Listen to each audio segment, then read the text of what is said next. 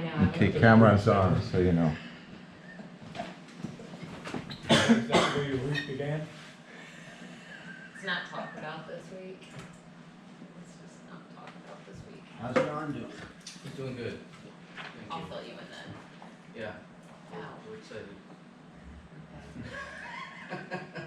I'm keeping it cool until I see the truck show up. Understood. Understood. Ran into Well, it's the good to know what billboard we're guy doing on here. Saturday night.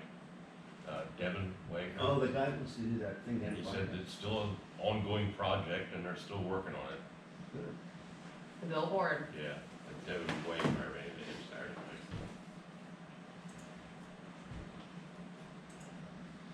Well, I don't know now. That makes me a little concerned if he's hanging around the same place as you are on a Saturday night.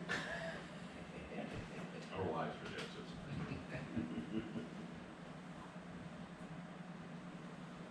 Oh, Greg. Yes. While I'm thinking of it, I was with the Chief Hackman from the fire department yesterday. Yep. He asked me to give a friendly reminder that they would love to go in at some point during demo if possible. Yeah. I think. And I know the chief wants to I too. think so. I think the police chief also reached out. to Yeah. John Chadley. Okay. We're open and willing to have whatever the borough needs to happen. Cross that dude off my list.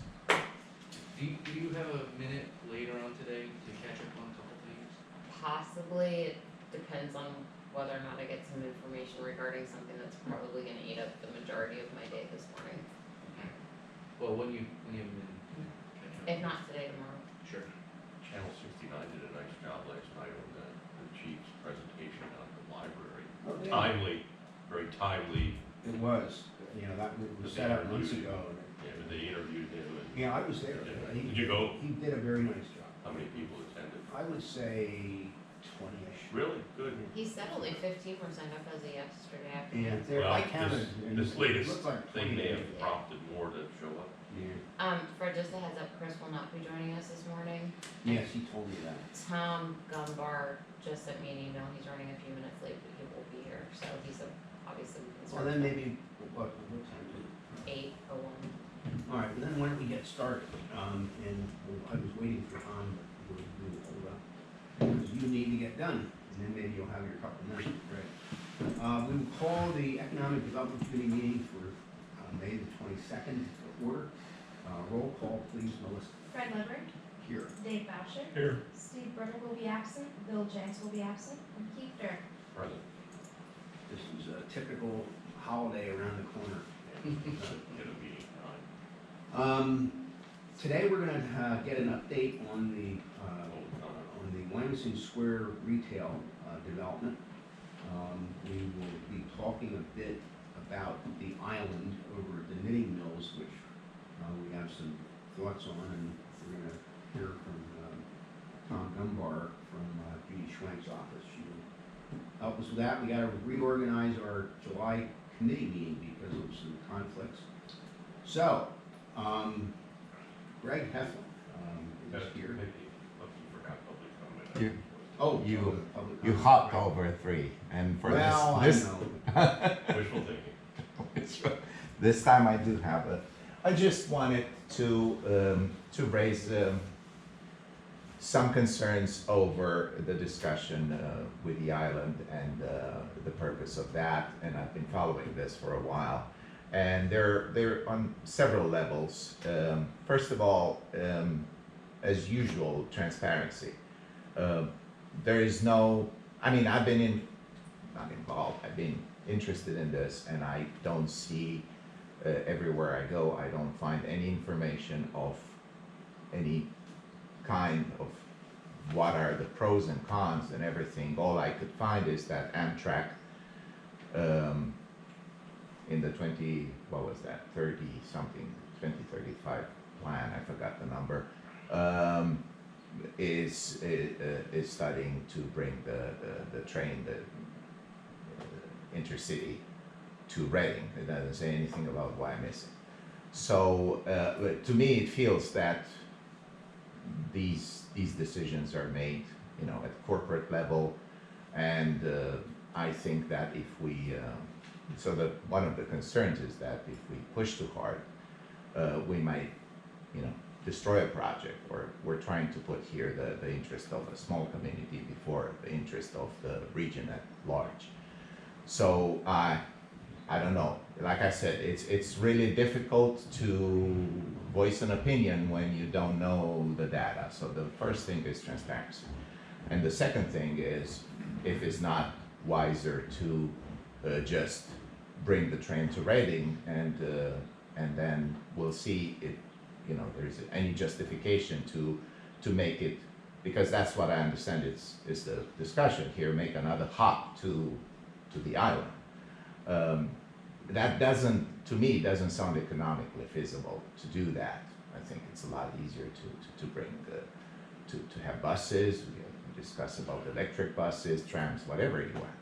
So, in essence, I think that we have to look at the region as a whole, and I think we have to all work together in actually having that train come. Because the logic of an intercity is that, the train that was shut down was a commuter train, and that was not economically feasible. It was just too long of a trip, and people were not using it. The way this is done is with speed trains. I just came from France, and from Paris to Lyon, you get at 300 kilometers an hour in 2 hours.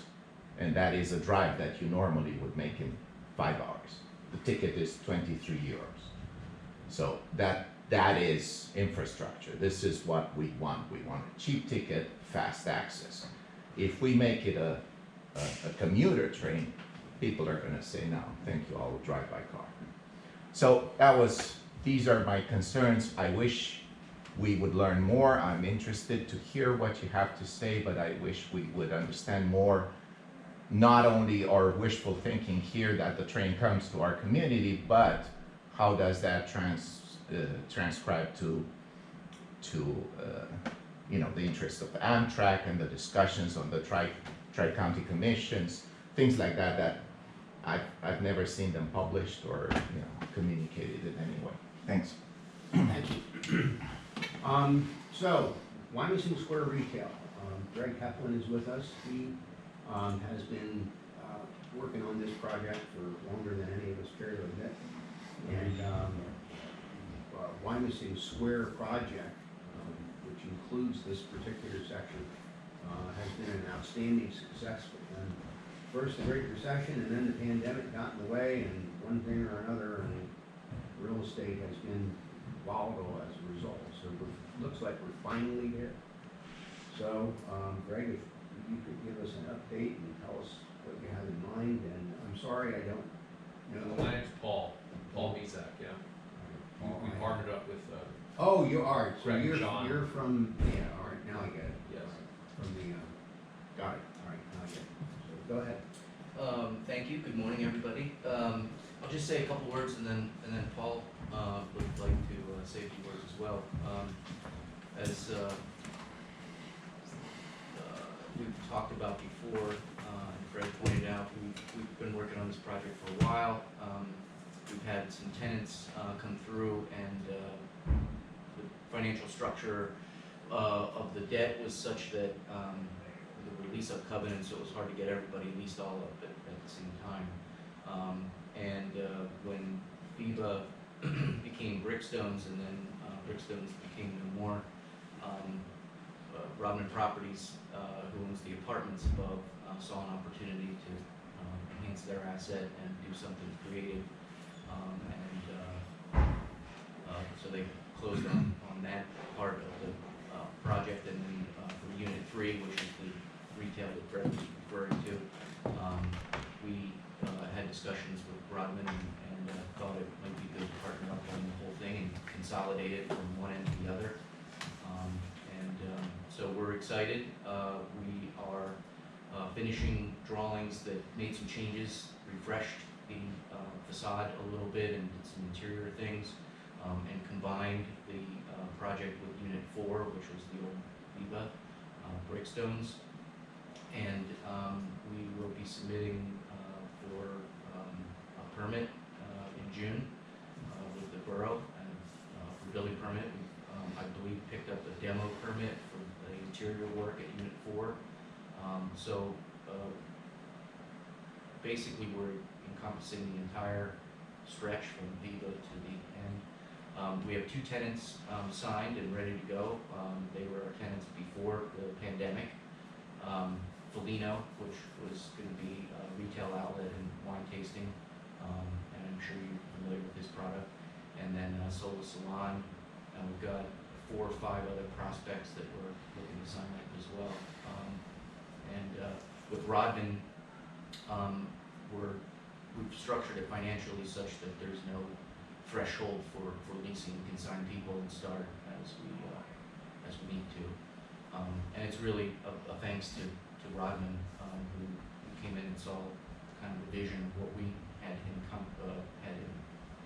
thought through and saw the opportunity with Vivo. So I'll let Paul kind of tell the story about it. Is this Vivo over here? Is this Brickstones over here? Yeah. Okay. So this is our lease plan. Brickstones was the hatched area, the old Viva, and then, so that would be Unit 4, and then Unit 3 would be the rest of the retail contemplated for the area. Sure, good morning, my name's Paul Mezak, and I'm with Rodman Properties. We're strictly an apartment owner-operator out of Wynwood, Pennsylvania. And we acquired 100 Park from Bozzuto was involved back in 2017. We own 49 communities like 100 Park, but this is our flagship property. We consider it probably our highest end Class A property out of our entire portfolio. And it's been a wonderful project for us. We actually bought it. The units were in fantastic shape when we bought it. We typically buy properties and spend a lot of money upgrading the properties, and we didn't see that here, although the market and the demand for luxury apartments was so strong here because of the local economics that we actually started renovating already renovated apartments, newer apartments, and were able to get the results that we wanted to. So we put a lot of money into a property that was already a newer property because the demand was there for that type of concept. We own about 1,000 units just in this Reading area. We own Wynwood Park. We own on the eastern side of town. We own 2 properties, Woodgate Apartments, and this is a market that we've been focused on the apartment side for a very long time, and still are if opportunities come up. And when we first acquired it, the restaurant was open, and I know our tenants were, thrilled that there was a place to eat and so on and so forth. And then the pandemic hit, and the entire condo 3, condo 4 sort of became, an eyesore for us as an owner and for the borough and for our tenants, and people were asking us constantly, our tenants, and what's coming up, what's going to happen. And we don't have the experience in retail and office. That's not our bread and butter business at all. But we were approached many times by the previous owner of Condo 4 and Jeff Hedinger, and also he owned the hotel or the office building at one point, and he was approaching us frequently to try to partner up with him and do something, and the synergies just weren't there for us. And this concept came up, and we thought to ourselves, if we partner up with somebody reputable that has the experience in developing higher end retail, such as Brickstone, who are from Philadelphia, close to where I live. I know some of the projects they've done. We bring fresh capital. We provide the guarantees for the construction debt. We thought it would be a really great fit, and so far it's turned out to be. And we're very excited to rebrand this strip and bring a more contemporary and modern vibe to the area. From my perspective, I think this is one of the best blocks in all of Berks County, and So we thought it would be more of just a great amenity for our community and for the area. So we kind of jumped into into the retail business now, and we're, Greg and John are taking the lead on the development, and we're relying on them to manage that. And, we're backing it financially, basically, and we're excited to do that. So I think that it's gonna happen, Short of a Russian invasion or some other unforeseen. Yeah. I'm Ukrainian, so, We can leave the fence there, the big fence in the front. The fence, the black portions in between will come down, and the columns will get. It always looked like a prison. I mean, I would think that the store owners would look at it as not necessarily a good thing. Agreed, and so that'll all come down, and it'll be much more open and friendly, and inviting. Now, you said about Foligno being the wine tasting thing and such, so there's no appetite for the restaurant sort of facility there, as they've done? He'll have a food component, he'll have a kitchen, so I don't know if, I'm sure some of you have been to the Foligno estate in Kutztown. I don't know if you've been to his storefront in Phoenixville. Okay, so if you venture down to Phoenixville on Main Street there, his concept is wine tasting, part retail related to wine business and food pairing, and then he'll have a food component where he serves pizzas and cheese boards and things related to wine tasting kind of thing. So and he'll have a menu associated with that. I don't think he's produced a menu for this yet. Phoenixville has a smaller kitchen, and I think he's enhancing his brand concept here. Wine and- down, I'm sorry? Maybe. like wine down, which is on kind of a while back. Yeah, a little bit. The retail component's sizable, and they sell, wine glasses and bottle opener, the corkscrews and things like that that go along with that. 5,000 square feet is a lot of space. It's a lot of space, yeah. But he does a really nice job in Phoenixville, where he's kind of got the wine tasting counter. And you see it, a good example is if you've been to Foligno Estate. So he's got that little retail component, and he's got the big kitchen and pizza ovens in it. So this will be a kind of a smaller scale. And for Condo 4, we are very much leaning to having at least one restaurant in that portion of the development, for sure. And I know some have approached us. We've gotten a tremendous amount of interest from retailers, from local retailers, that we haven't signed anything up yet because it's a bit of a puzzle. We want a bigger name or a higher end concept in there first before we think about for signing tenants that may not be the best fit for this project.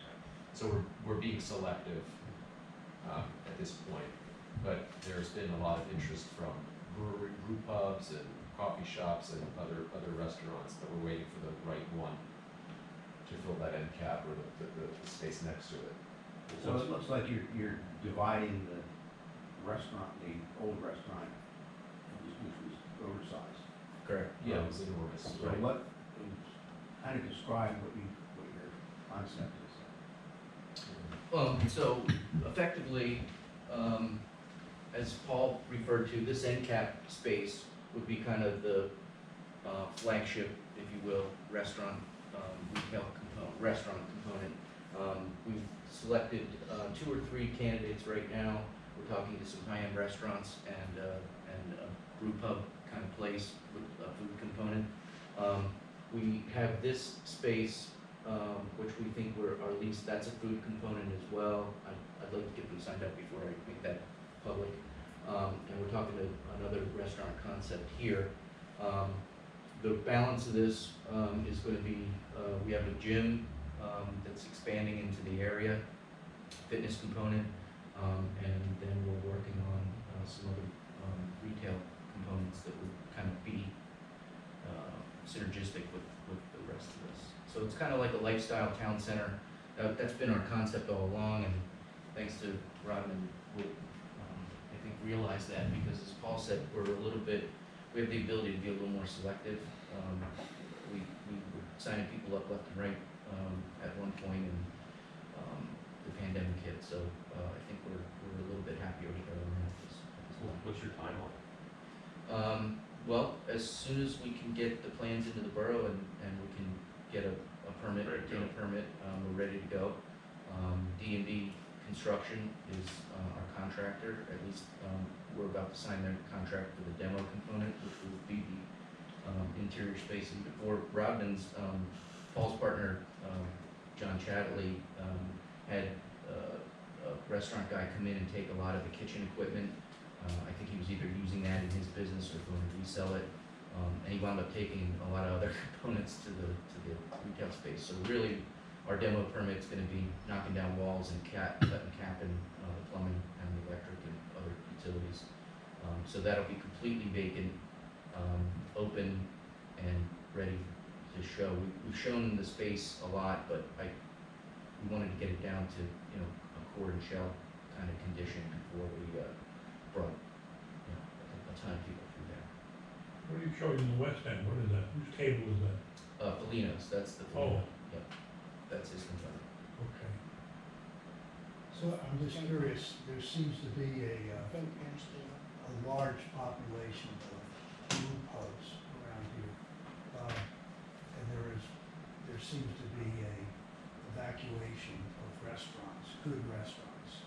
A lot of basically Applebee's, the same old stuff, just a different name on the outside. Mhm. Is there a statement type restaurant that would bring people that wanna go to dinner to go there as opposed to a brew pub? There are a lot of people that wanna be in the brew pub industry, probably because they think it will make a lot of money. I'm not sure at the end if sooner or later brew pubs start to go away and they're just there because people thought they would be there forever, but they're not fine dining, people go out, take their family and sit down and have a waiter and all that stuff. So Selling is beer's that- never gonna catch. What's that? Selling beer's never gonna catch on, nobody's gonna do that. Well, I mean, if you go up that West Reading, you can get drunk in less than half a block, and you still haven't hit the other 12. So it is fashionable for people that wanna spend money to do it, but is it, in the end, gonna be something that's sustainable as a good restaurant? We had a number of great restaurants just disappear in Reading, maybe because nobody wants to go out to eat, maybe that's why they're brew pubs, but there are no good restaurants in Reading that you go to unless you eat the Italian I'm food. not sure you go that far on. Soon everybody will be deaf from group pubs. Yeah, right, or You can't go in there and have a conversation with them. Or if you don't like Italian food, you're stuck around here. 'Cause everybody's- It's like us. That particular one. Yeah, so everybody that we've talked to has a large menu, and, I wouldn't say that, we're getting a lot of traction with fine dining necessarily, but fast casual and, upscale casual dining is all the rage at this point, and that's who, we've talked to. I mean, in the long-term lease-up, of this project, we've had a few fine dining components, but I think it's hard for people to justify, a $60 steak, unless they have the demographics to, the population, I should say, to do that. I mean, you don't see, Sullivan's or Capitol Grill in a lot of locations. It's gotta have the massive draw. Yeah. And that's what we're getting from the feedback that we're talking to from brokers and things. But I think you'll be happy with the lineup. The couple components, I use the term brew pub loosely. You would know the names, and they've done extremely well in other great locations, and we expect that they would do great here. So back to Keith's question about a timeline, when do you expect that there's gonna be something there? Sounds like it's up to Michelle. Let's see, July, 4 months, by the end of the year, we'll be done our work, and then the tenants will be coming in behind us to do the fit out. I'm thinking that you're gonna get an application from one of the tenants, for building permit and the tenant fit out soon. The other one's coming, Sola already came in. there you go. So each tenant's gonna be responsible for their own fit out. That's right, so far. And as Paul pointed out, we've done a couple of these in Philly. Every tenant's a little bit different. Some have no wherewithal whatsoever to get something like that done. They just are in their concept and their business, and that's what they do. Others come in fairly sophisticated with the construction department, and they hire architects and do their own fit out. So what we've done in the past is if somebody's kind of struggling or doesn't know, and it helps them make the deal, we'll do the fit out for them, especially if D&B is still doing some of the base building land work. And I assume they're longer term leases. 10 years. Most of them are 10 years. Great, you guys have anything else for us right now? I don't think so, do you? Michelle, you have anything to add? And the only thing is Greg will be coming in probably to the June Fire and Police Committee meeting. Yes. We still, for those of you that are here that are on the Fire and Police Committee, which is 3 of you, and 1 of you who is not, just some background, I think going back to 2013, there was conversation batted back and forth about a mid-block crosswalk. In 2019, early 2020, like a month before COVID hit, Fire and Police discussed it, was in favor of it, subject to a traffic study. Greg, Paul, myself, and Chief Phillips met about 2 months ago Yep. to kind of talk through that. John's fully in support of it. So Greg has teamed up with Boja Engineering, who's gonna be doing the study. We're just waiting to put them on the agenda until the results of that study are available. Fire and Police and Council would need to approve a mid-block crosswalk. John was Probably important with the pretty much parking. against it at that point, wasn't He's not anymore. he? Okay. So it's probably an important factor. with Yeah, parking yes, he on the was, shore. we had a nice Yes. conversation. So and very, very he much so. understands the problem. Very much so. Wasn't it originally gonna go up, where was it gonna go? Above the Wawa someplace? No, Oh, so that was, yeah. that was I don't know. totally different. Equus was asking for that. Oh, that's the one John was against. Yes, yes. Where was this? This one, basically right here. Oh, Yeah, I think, what the unique situation is the chief, in our conversation, I think, kind of an accommodation crosswalk for Equus over to Wawa is nice. But we have a different situation here where all the patrons literally park across the street, so, you would have yeah. literally parking lot over here? in that lot, in the Is lot that on the for corner. sale? No, they own it. We Oh, you own that? We own I that. thought somebody said they saw it for sale sign. Yeah, No, that's the The corner piece lot. out across from that road. well, that's what we're talking Isn't that what you're talking about? No, No, They're the too, other- wait, this is- they're too. The one Yeah, across from as Bridgestone. you, no. as you There's one go, mid-block. first of all, the traffic situation in this block versus up where Wawa is night and day. Right, yeah. And you get to this point at Park Road and the traffic pretty much stops. about. Yeah, it's just, So this crosswalk that we're talking about would be in about the middle of that block. Oh, so there's another park, So you've got on I'm the thinking there's left-hand all one side, big on the parking lot. left-hand side, you've got the parking lot on the corner that was kind of Viva's thing. you know? Right, And then there's a string of semi-detached houses, right. 6 of them, I think. Correct. And then another lot. That other lot is really the target here. for the This parking. one right here. So this Okay. is, Here, look at this. Right, yeah, got it. Oh, I agree. That up there, yeah. We'll be Okay. improving that as well, that's part of it. and they actually also, this lot at the corner of is that Reading, theirs too? yes, Yes. And that's necessary for the parking. parking, Yeah. because that's ridiculous that that lot sits there like that. I mean, that's gotta have something. And which one's for sale? Oh, This up one. here, That, there. who owns that? Equus. Equus does. Yeah, that was part of Equus's acquisition. This one down at the other end here, across from up where we are, is, was part of the original Legacy Square development and was necessary for the parking space count, Okay. which is, You still own some of the houses across the street there? Yes, we own 938, 940. Right here. We.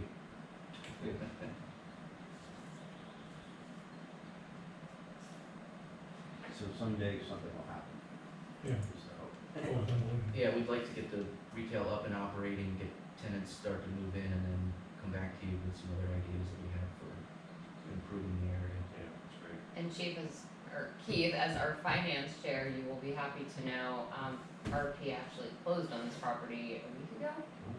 Right? So that'll be a nice transfer tax coming our way, yes. Is that the one that was in the paper? No, that's up, that was, the one that was in the paper on Sunday is the, Pemberton, I think. Was it 2.5, 2.5 or 810 something. Knitting Mills Way? It was Knitting Will's Way, so it has to be that. Yeah. I don't remember the number. That would be Kimberton. It was like 2.6 or something. Yeah, something like that. Yeah, that's Kimberton. That's Yeah, that's what I thought. Okay. Cool, well, this is exciting. Yeah, very Well, much. we're Very very sure, excited. appreciate you guys coming in. Yeah, sure. Nice to meet Paul, everybody. welcome to the town. Thank you. We have big ideas. I'll keep an eye on it, other than, All right. And he's actually one of your tenants, so watch out. But that's a statement of sorts. Dave is a forever tenant, resident of Wyomissing, and has been involved in borough government. He was the chief of police, the fire chief, he was our borough manager. He Mayor. literally started out cutting grass in the park when he was a kid. And- Scythe. 1950s. So, Did you have a scythe, Dave? What did you use? Like a sickle? Scythe, yeah. So in any event, he, reached a point with some health issues for he and his wife that the single house didn't work anymore so well, Sure. which they hated to sell, but nevertheless did. And they went to you. Very happy with the complex. Thank you.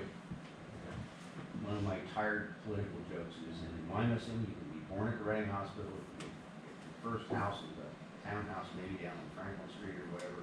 You buy a small single up on Dolphin Avenue or whatever, and then a big single on the boulevard, and a bigger single over in Birdland.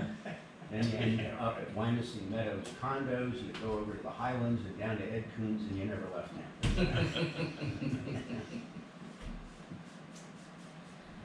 So, welcome, and we're Thank you. very excited. Yeah, Let's do it. We have- Glad to see you back. Right. And they have other plans for you guys, so don't think about leaving town. We're not going anywhere, and, I gotta thank you guys, and especially Michelle. I mean, without your enthusiasm about the project and your help along the way and your flexibility in some areas, we wouldn't be where we are today, which is getting underway, so, thank you. Great. All right, terrific. Great. Thank you. Thank you. Thank you. You're welcome to stay if you wish. If you've got other plans, I understand. I've got a budget meeting for this project, that's, All right, critical. Nice to meet everybody. we'll look forward to seeing you soon. Thank you, thank you again. Nice to see you too. Great, great. I know it. It's this project. I'll shoot you a text Yeah. or full length. Yeah, thank you. All right, the next thing we have on our agenda is to kind of update a few things, nothing substantial really, on the 10-acre parcel that we call the island over at the Knitting Mills. The island is approximately 10 acres, and somebody's going to do something kind of circle around where we're talking, Michelle. Now, here. That's it. The only access, point that out, is the existing bridge there. The thing next to the arrow that just moved, is the old power plant. And to the right of the power plant is kind of a bit of a mountain. That is debris that was left over from when the textile foundry, which is about where Telflex, that whole thing was a huge foundry building.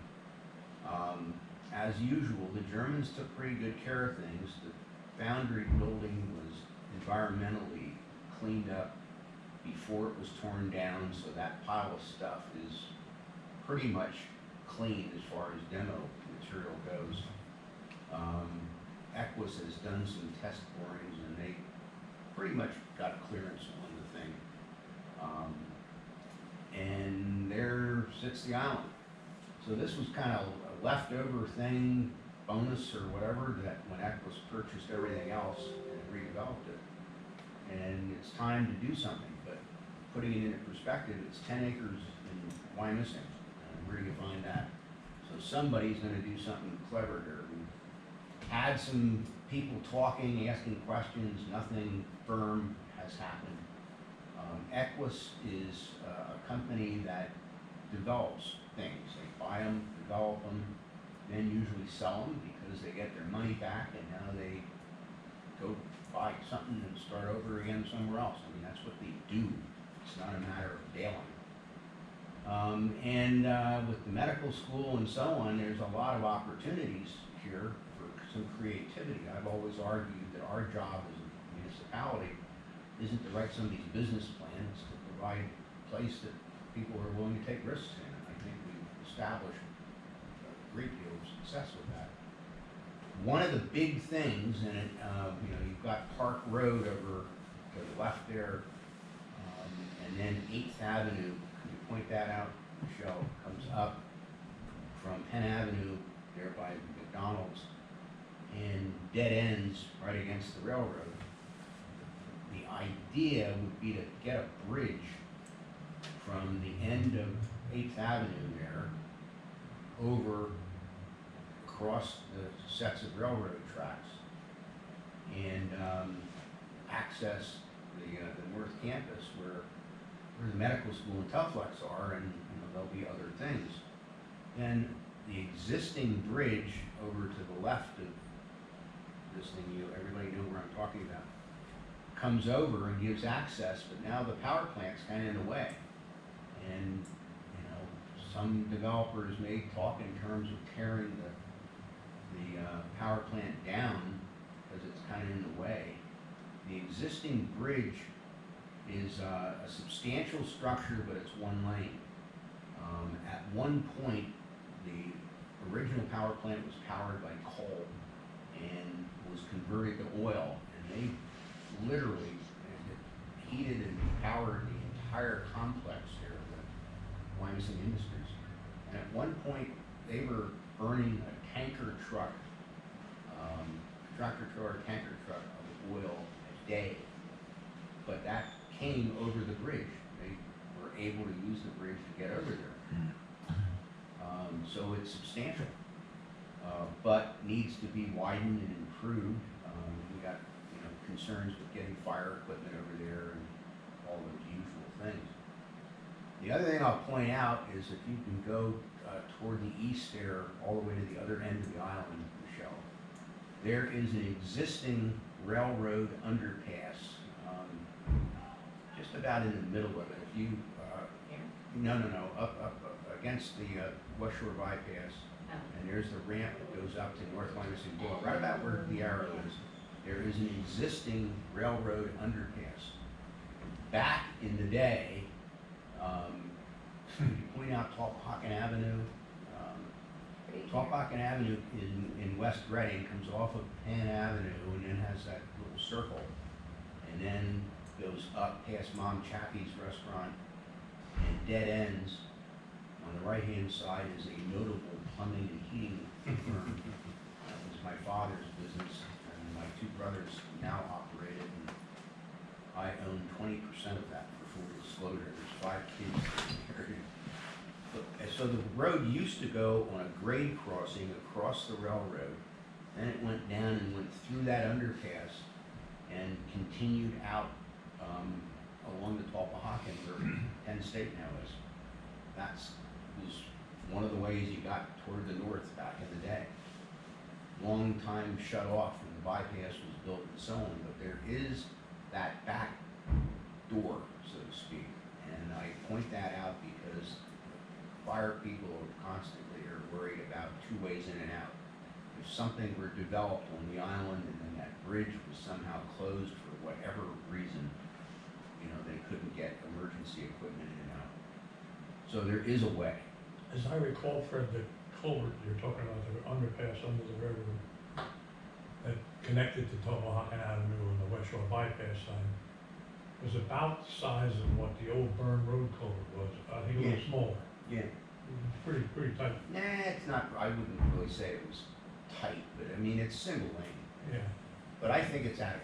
I haven't, I'm not, I'm not sure about the aerial piece. well, good point. I don't know, we'd have to verify that and see what the alternatives would be. I mean, I'm sure you could get a pump. Oh, I, probably so. But in any event, But aren't those active rail tracks that you're saying? Yes, all of them are, Underneath the bypass over there? all the rail tracks. Yeah, well, this underpass goes under the railroad. under the railroad, Yeah. but isn't it a railroad track that goes under, or not? No, no, no. Two? The Railroad railroad tracks track on on the top. So underneath is what, road? Yeah, it's just open. I thought I It's saw not some paved. tracks over there. It's not a paved road. You can see that thing, if you look carefully and the traffic's not too heavy, you can see it. It's a little hard right now with the leaves on the trees. But in winter, it's very obvious. I've walked down there already. So we're talking about this, right? This one? No, no, no. Okay. To the left, up toward, Under where it says hotels. yeah. Over there. Yeah. Gotcha. Okay. So in any event, that's the island.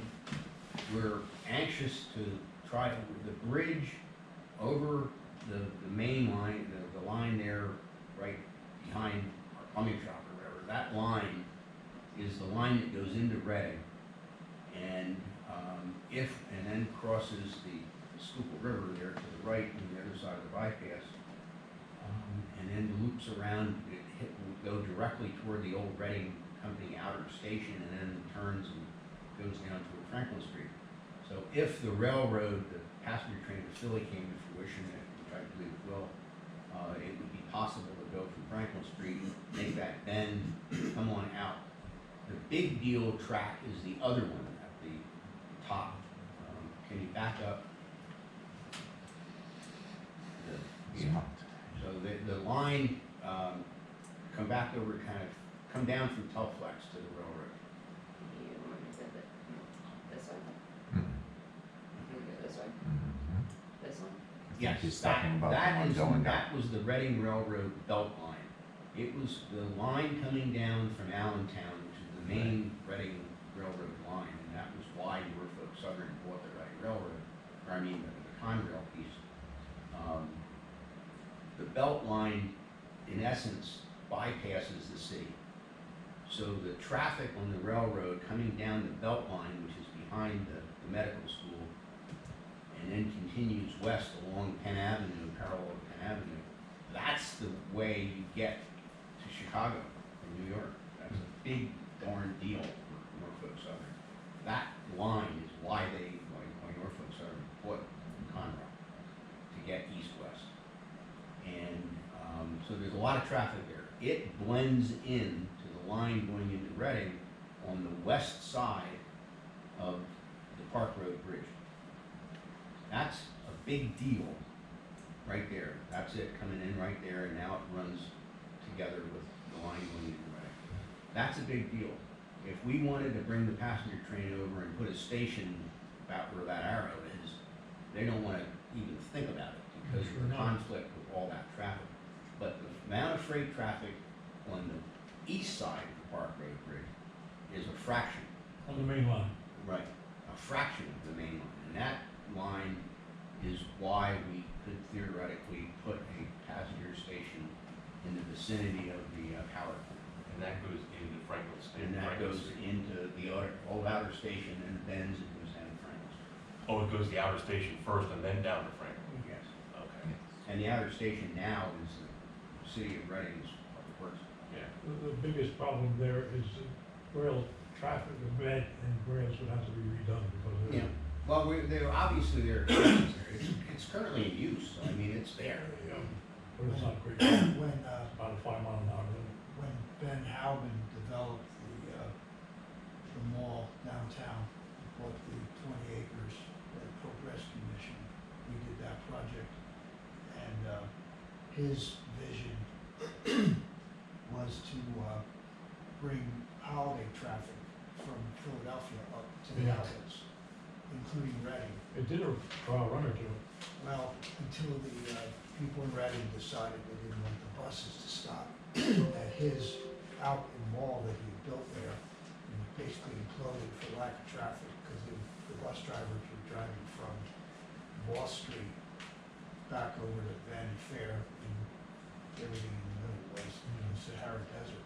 But the one problem that he ran into when it was up and running, and all those high-powered stores were there, and sort of the Tanger outlet, before Tanger outlet was Tanger outlet, was that the rail folks, Amy Muller was involved with the transportation back and forth to Philadelphia. They basically said, sure, you can do all the holiday traffic you want, but there's a couple things. One, the rail line is not up to date enough to be able to handle passenger rail. The glass in the windows of his trains wasn't thick enough, so that basically shot that. And they also said that you can schedule your trips, but you'll have to call ahead so we can tell you whether or not there's a freight train coming through. So basically shot the whole thing out. You couldn't bring anything out of Philadelphia because of the It's possible to make the connection with proper. I mean, it's Upgrade- already, upgrade- it's, upgrades. there have been discussions with Norfolk Southern, so they're aware of the whole thing. And, you know, it's always a matter of money. Yeah. So it's gonna add cost to the project to bring rail up to Reading, but look, Who builds bridges? I'm, well, there's people, I mean, Gotta do look we at- have to build a bridge, or does PennDOT build bridges? well, that really depends Public-private. on where the money comes from and stuff. I would say it's public-private partnership, Yeah. similar to what we did with Fourth Street. You know, Equus has got interest in it, you know, we'll see, you know, whoever buys the island, maybe there's gonna be, Bridge over the railroad would require PUC involvement, I think, because of crossing the road. If you So could who get- owns the island at this point? Who's, Equus. who? Equus. Equus? So the, look, I'm obviously Wyomissing guy here, but in my opinion, the economic center of Berks County isn't downtown Reading, it's Wyomissing. So bringing that, train over to Wyomissing makes complete sense. And I have talked privately with county commissioners, all three of them are well aware. The train has gone through reiterations where they were gonna do the gold-plated thing, all electrified and all this and that, and Jim Gerlach, I approached him and told him that we had to come over to Wyomissing, and he had Wyomissing on the plan, and then that imploded, we went to that concept of tolling 422. That was run by the Delaware Valley Regional Planning Commission people, and they were well aware of Wyomissing.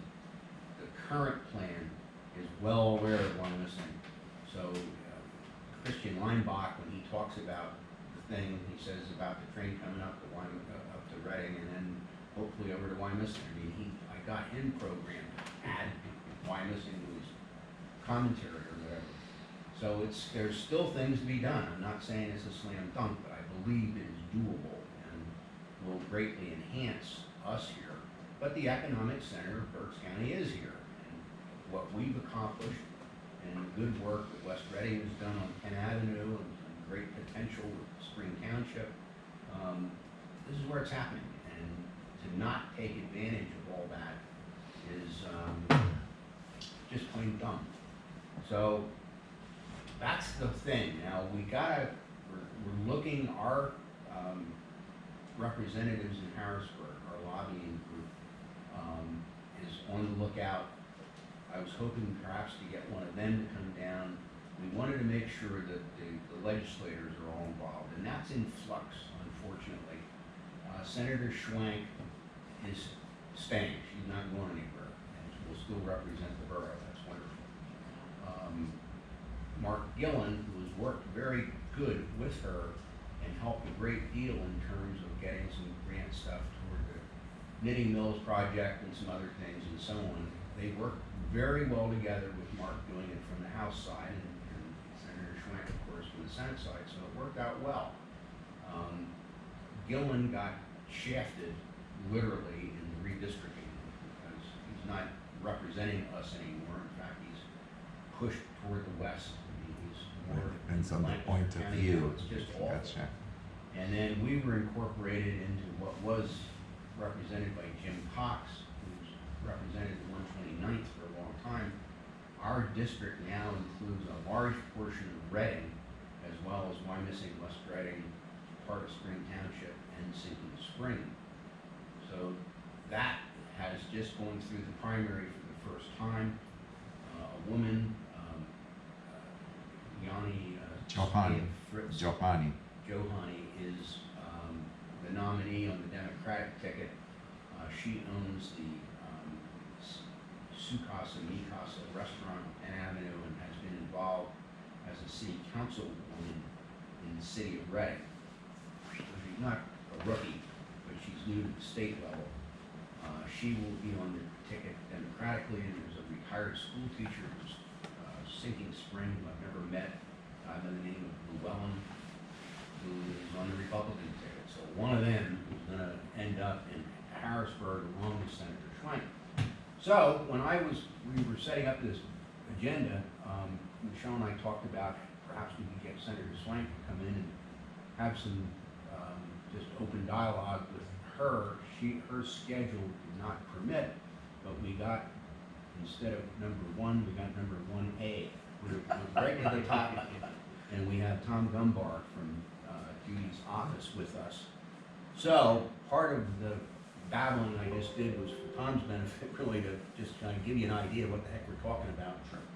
So we think getting that bridge over 8th Avenue and improving the existing bridge end of the island will enhance our ability to do something spectacular with the island.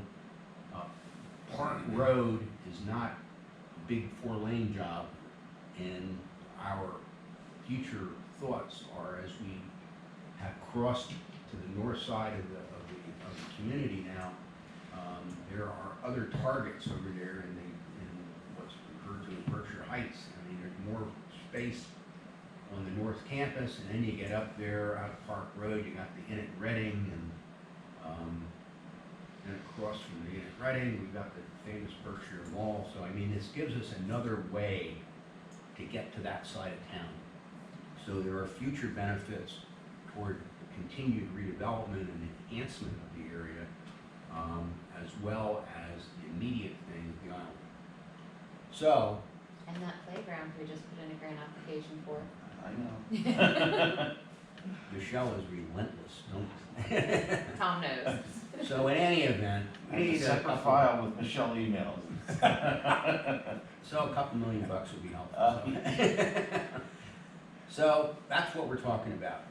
And the various pots of money and various different funds of one sort or another are things that you guys know much more about than I do. Michelle has learned a great deal about it, but we also have our lobbyists out there who have been very successful for us, and you know them well. I do know that well. I think you have Mandy, And- Colleen, Kathy. and File that is folder. true. I was on with Kathy the other day on a separate issue. Yeah. So that's what we're talking about. So we'd appreciate it if you could kind of brief the senator. I think she has a pretty good idea of the whole overall thing already, but this is now, with the completion of the medical school and so on, the knitting mills is pretty well buttoned up. You heard what was going on now with that remaining piece of retail on Hill Avenue. So the next focus really is to get over the railroad track and on with these other parcels. Well, you have, I'm glad neither Senator can be here, she's out of town today, but I do handle the grant side of it, so Michelle and I communicate frequently. The Stonehouse project is a very good project, we just say that much, so come September, keep our fingers crossed, at least for a portion of that. But there are a lot of pots of money out of there, I think which you're aware of, you have multimodal PennDOT, you have multimodal Department of Community Economic Development. You have the new LSA statewide program, which I believe Yes. that's a big pot of money. We also have a LSA Berks County pot of money that's gonna open up July 1st. That is for those counties that have Category 4 casinos, Morgantown Casino. That's gonna give another part of money for public improvement projects. Don't know how much money is gonna be available, but those programs will be in place kind of on an ongoing future basis, so you can tap them potentially. Again, it's just kind of a matter of when you're ready, come to us and let it work on it. We do work very well with Mark Gillen, whomever comes in, the next representative, whether it's R or D, they'll have access to, some resources as well. So we should, we'll communicate obviously with whoever that is, but going forward, we should also reach out to them. Sure. Because, from a political standpoint, it would do well for their leadership in Harrisburg to kind of support them in the communities they represent. Well, my plan was to talk to both of those candidates, just to give them a Cliff Notes version of what's going on and things to, it can become talking points for them as well, as they campaign.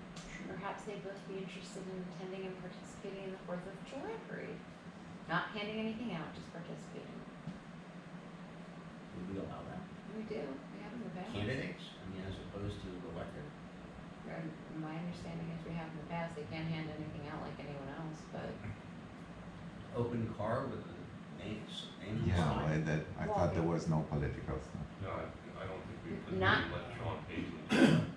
Yeah, no, he ended up doing something, just his I don't own think he- float. Yeah, but I don't think he had his name on it or signed. He had Who Gillen Paisley had. family. He had.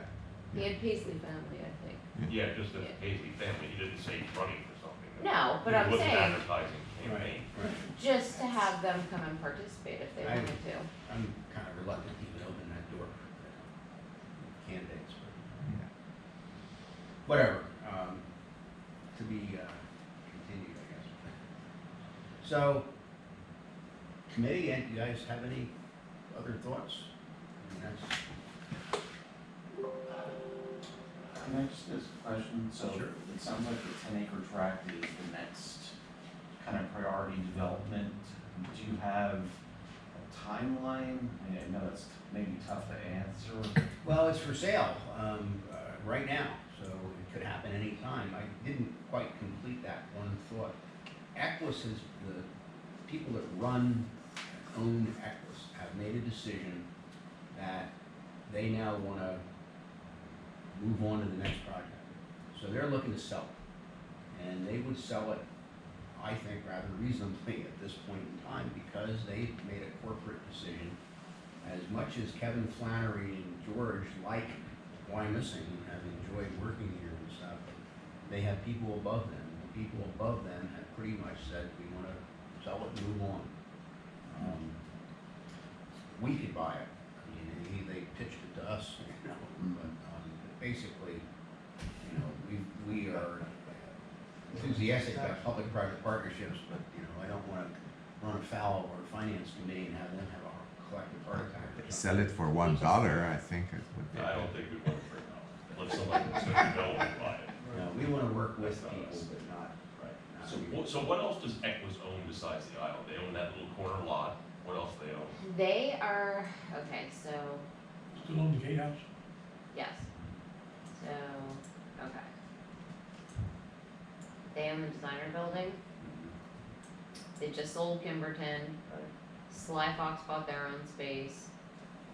Tower Health Services belongs to somebody else and OAR belongs to somebody else. They're staying on site as overall property manager. All of the common areas were sold. UGI owns their own. So other than this parking lot,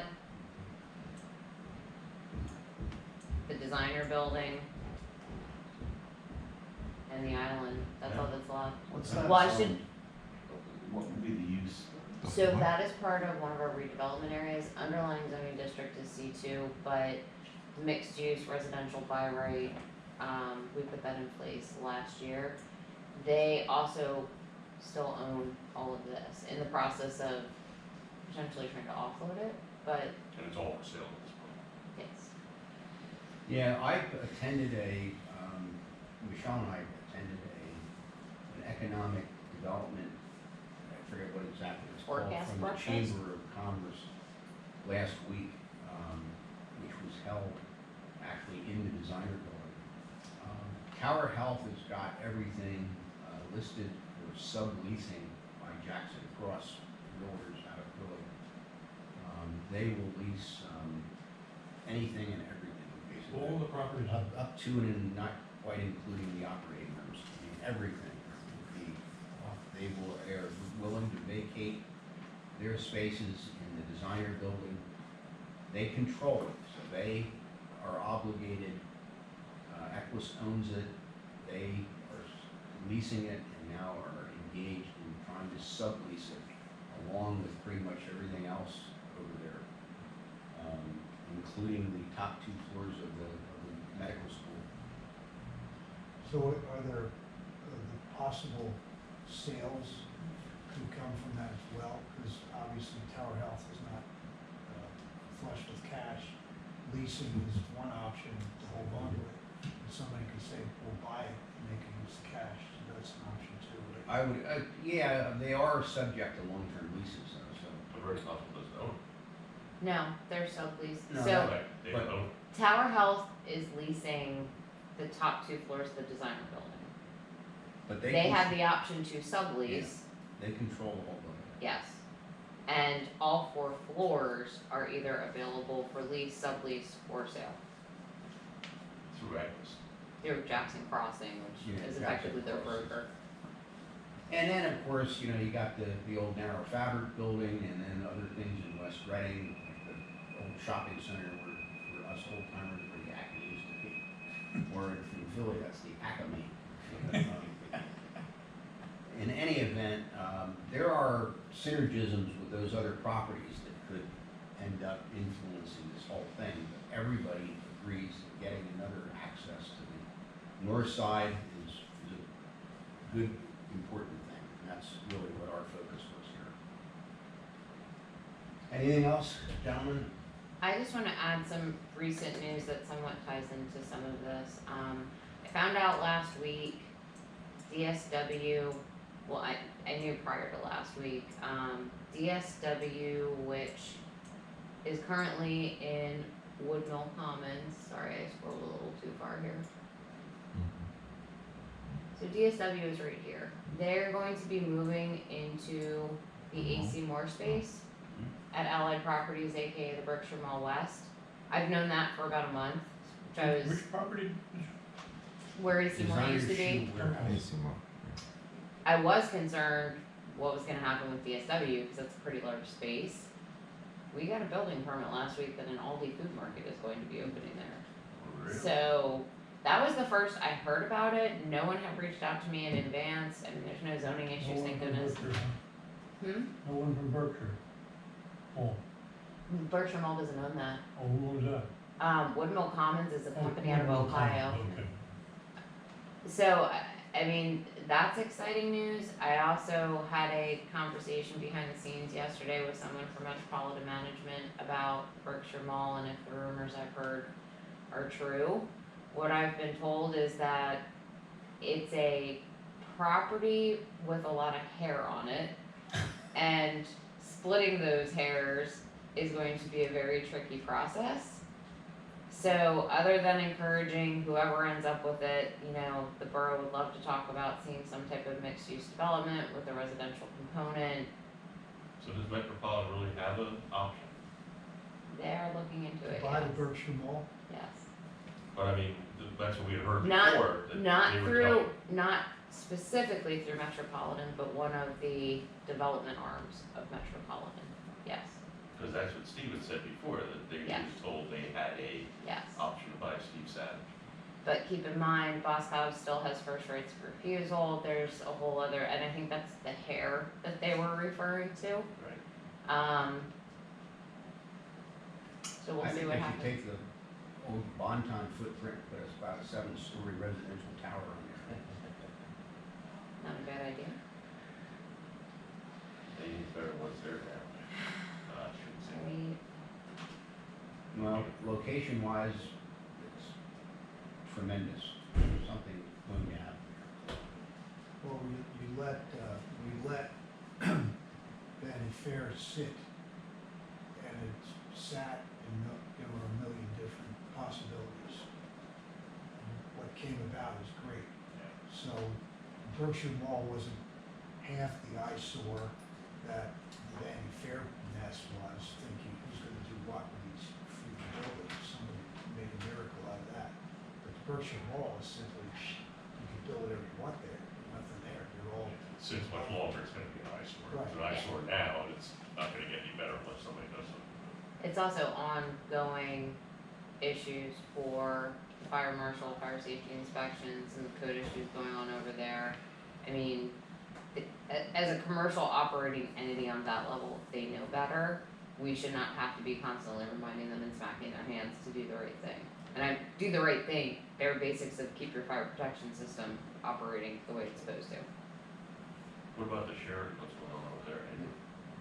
I've continuously reached out to Veteran Services USA in regards to that property, and also, the ownership entity behind the shops at YMSing, asking, can we talk, I have concerns, what's going on, any news, dead silence.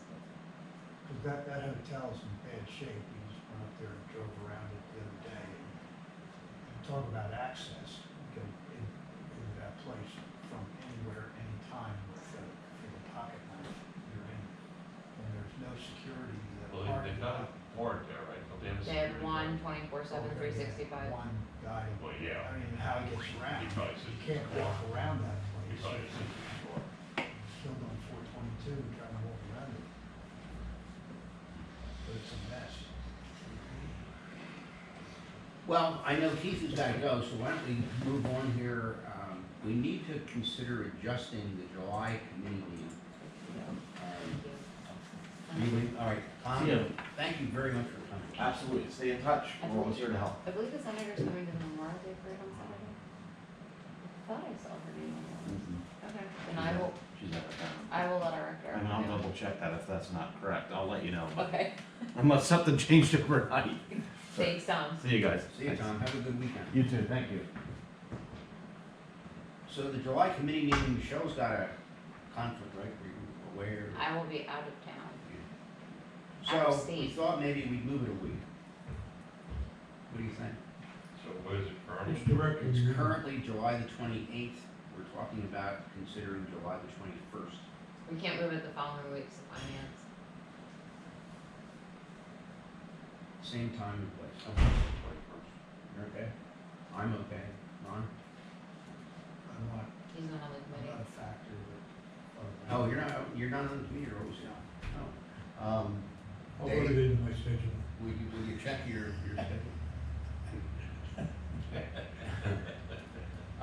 Do you wanna email the other people that aren't here today, or do you just wanna say, okay, we're doing it? I mean, three of you are here. I feel like it's far enough in advance, it should be good. All right. Would one of you guys make a motion that we change the Made committee? the motion. Second. First, second, all those in favor? Aye. It's done. Is there any old business that we haven't already touched upon?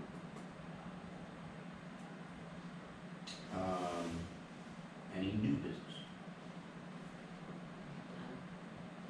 I know it's not really economic development stuff, but I'm, as a real estate guy, I'm out and about, driving around all the time. And there are a lot of properties that have grass 2 feet high.